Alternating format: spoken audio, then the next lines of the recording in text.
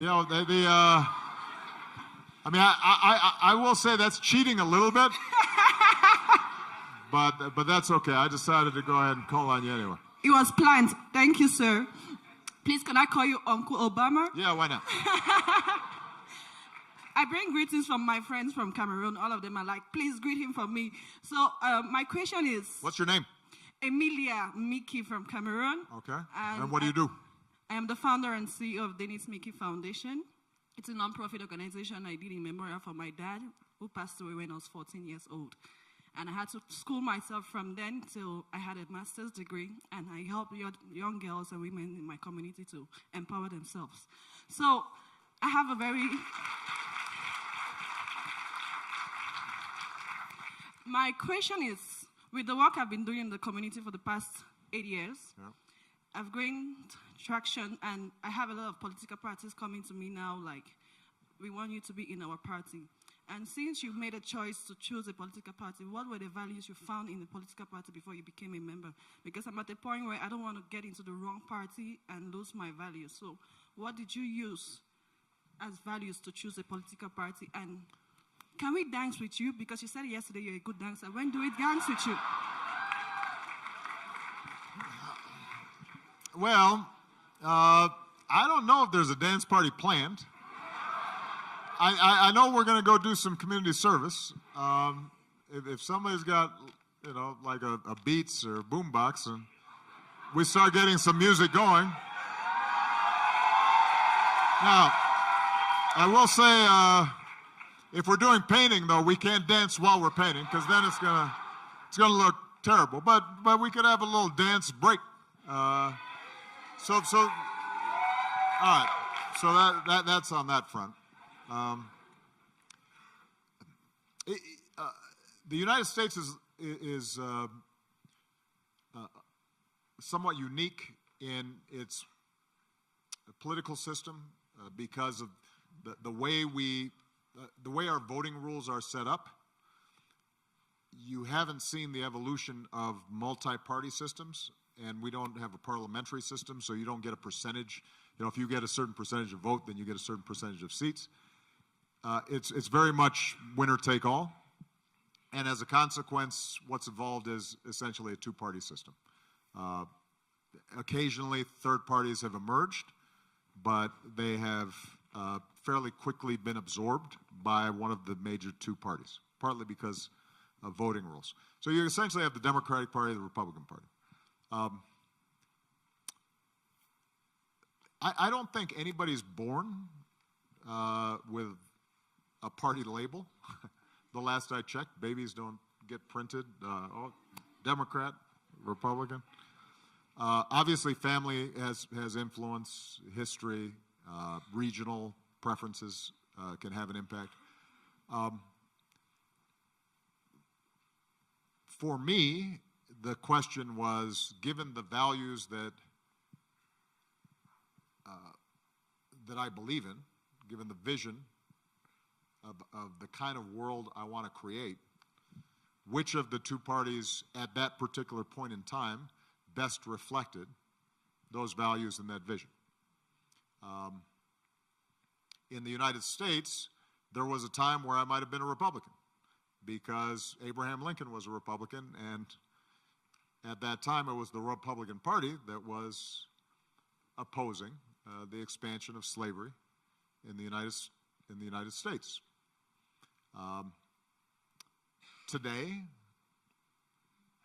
it's the Democratic Party that reflects the values that I spoke about at the Mandela lecture yesterday.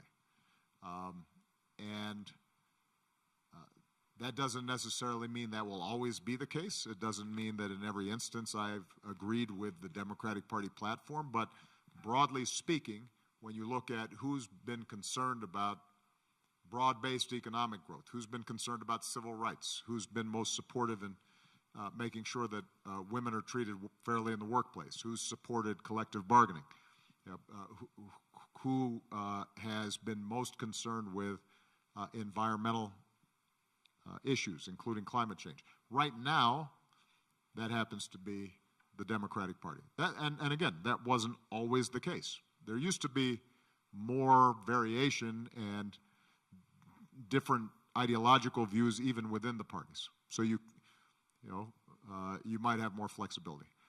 I don't know enough about Cameroonian politics to know how you would think about it.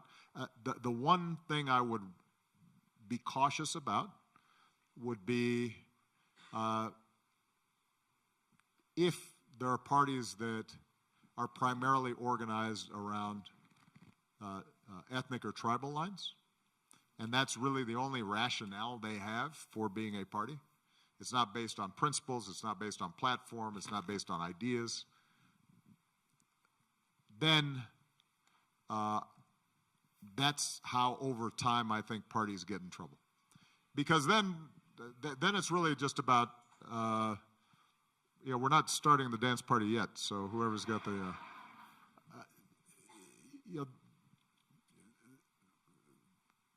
part of the reason that you end up getting corruption in government is if you are organizing on the basis of clan or tribe, and you don't have any platform or principles underlying it, then typically the question is, all right, has our clan or tribe won? And once it has, we then divide up the spoils. All right? Because the only reason anybody supported you is, well, you're Luo, or you're Kikuyu, or you're Bantu, or you're Hosa, or whatever it is. And if that's the basis for keeping people together, then once somebody's in power, they don't have an agenda. They don't have the only question is, well, who's getting the jobs? Who's getting the contracts? Who's getting the bribes? It's one of the dangers of that kind of politics. So I think the most important thing is think about the platform and the policies and what you believe in. All right?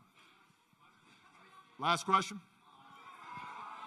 Just relax. We're going to be on the internet. We're going to be hanging out. This is just the start. This is our first conversation. It's not our last. Hold on a second. Just let me kind of take a look here. I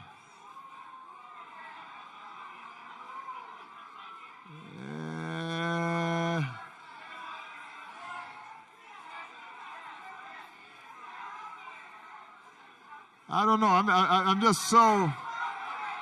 It's so confusing. Everybody's so good looking and